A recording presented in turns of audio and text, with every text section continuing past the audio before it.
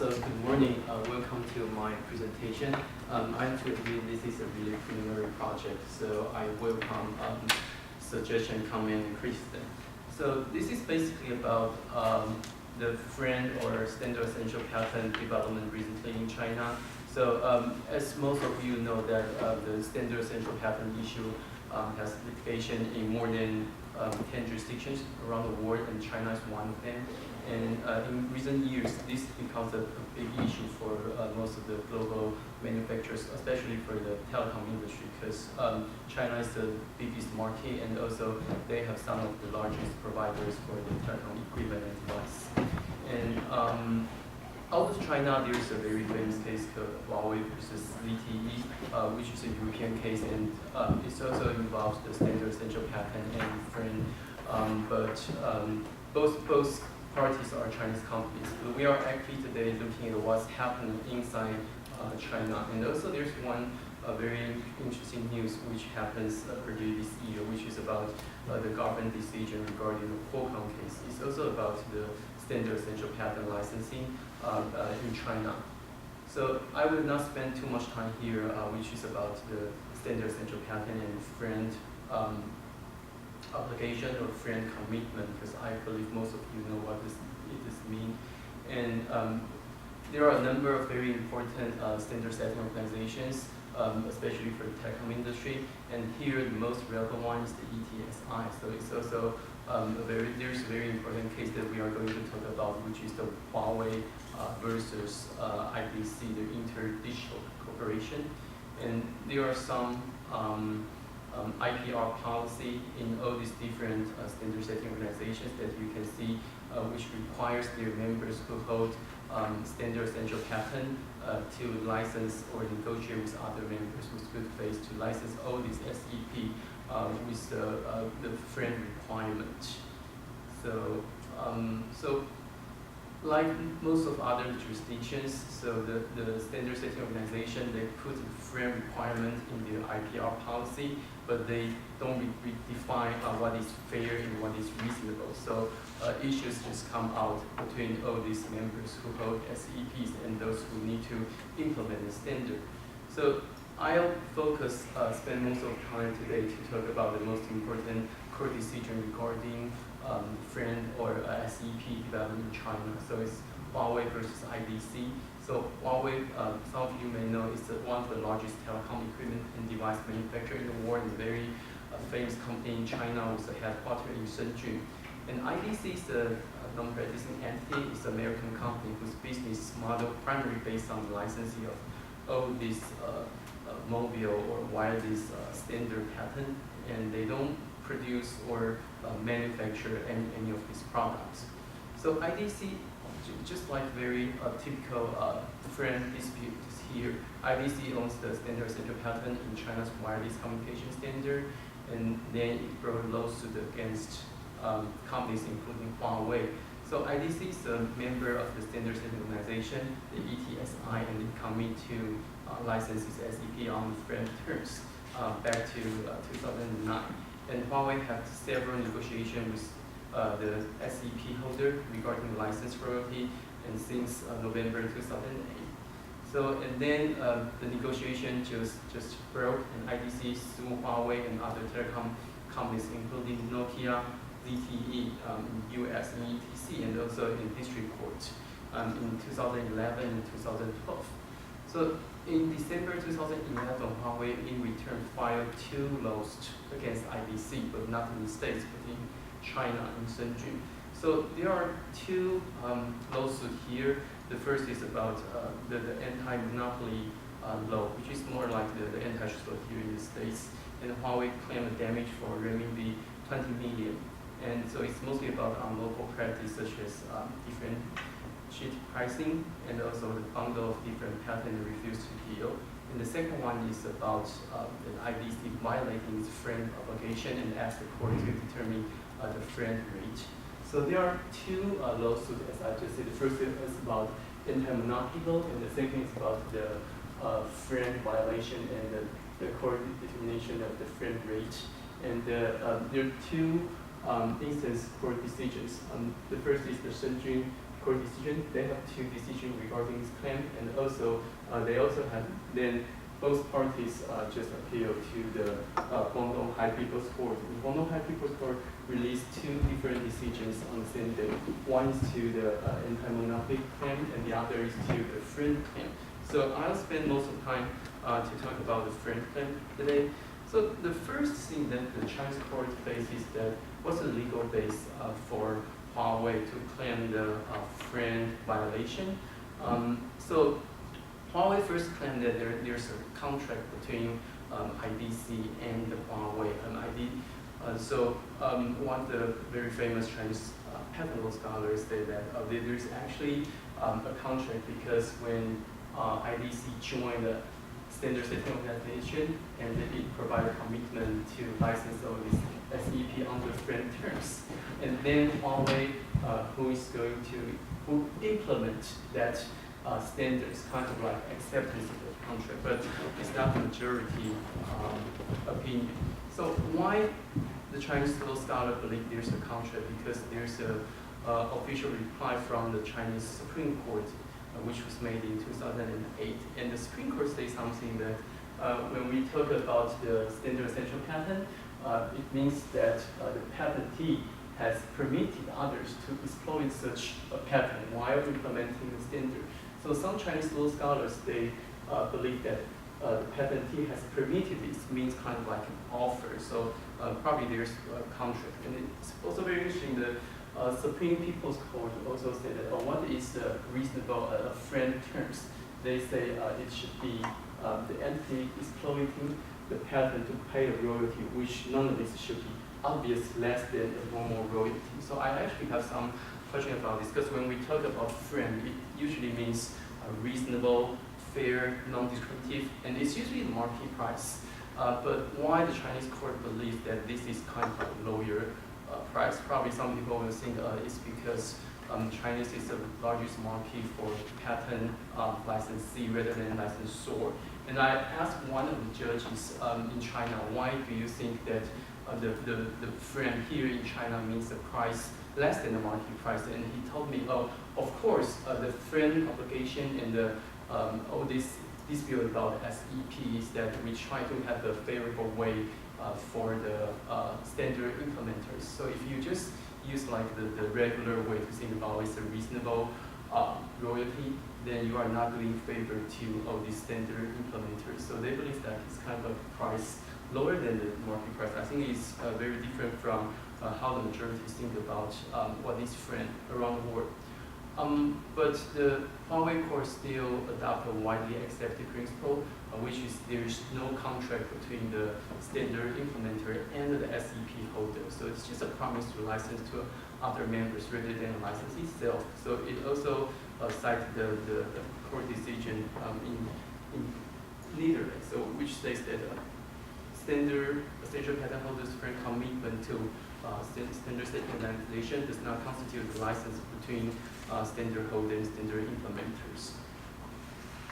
So if there's no contract, so how Huawei could claim the violation of the FRAND obligation?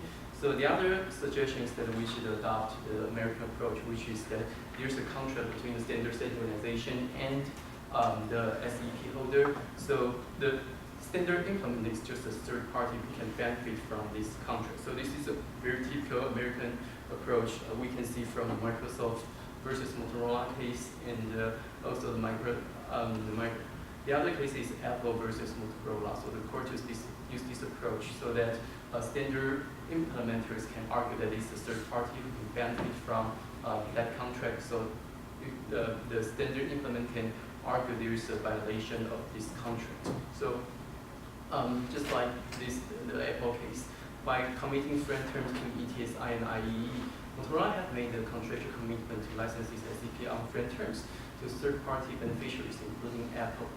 So, but very interesting, in China, they have the concept of a third-party beneficiary contract in their contract law.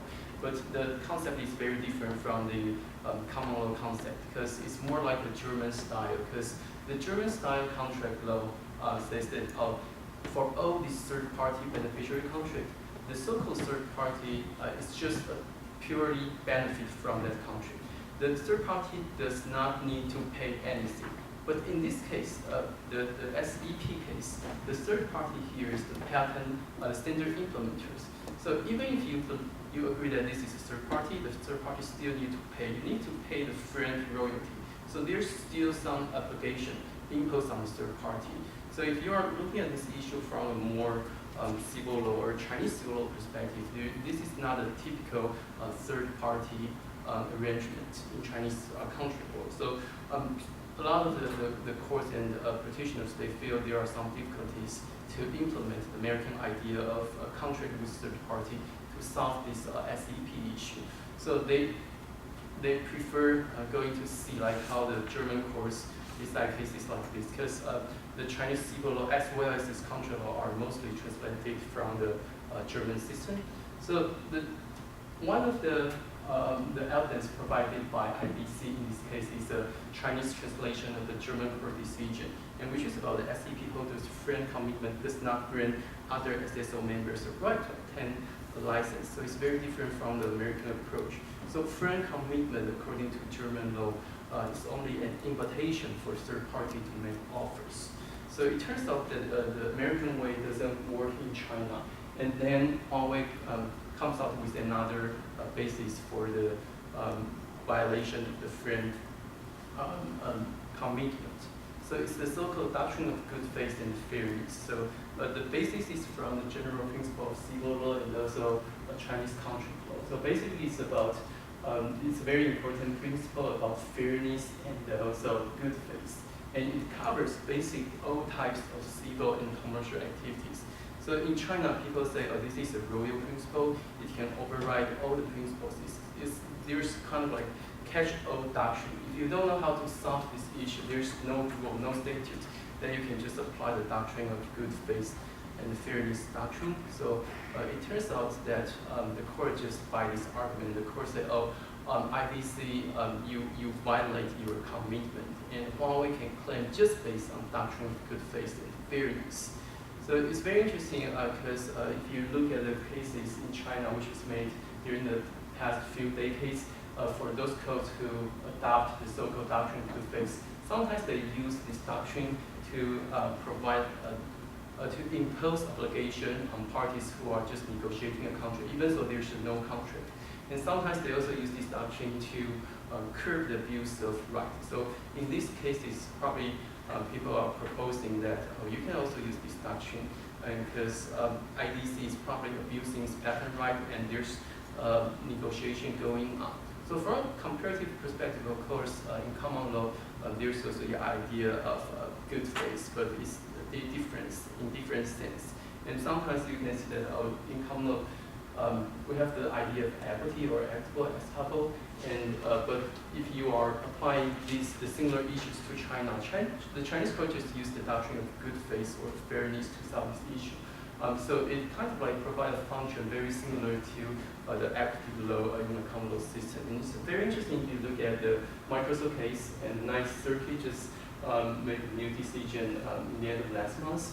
So the court also said that here the SEP holder, which is the Motorola, and needs to have the obligation of fair dealing and also good faith to keep its FRAND commitment. But it's the difference is that the claim that Microsoft has is based on the contract with third-party beneficiary. So it's just like a rule to you want to interpret the rule that what kind of obligation that Microsoft should exercise its right. So it's not like an overall principle. So lastly, after that case, it's very interesting. The Chinese government released a new rule, but it's mostly about the interface between IP and the competition law. So it's an administrative rule. It's not the law, but it's also about relevant to the SEP. And a lot of the petitioners, they suggest that probably in the future, the court will just find legal based on this new rule. So it's about like a business that has a dominant market position should not, without any justification, refuse to license other business to use its IP right under reasonable terms if the IP rights is part of the essential facility for production and business. So it's not really about standard essential pattern or the FRAND requirement, but very similar things that a lot of people say if the standard implementer can prove that the so-called standard essential pattern is the kind of like essential facility. It's more like the antitrust idea. And they also say something about the readable terms.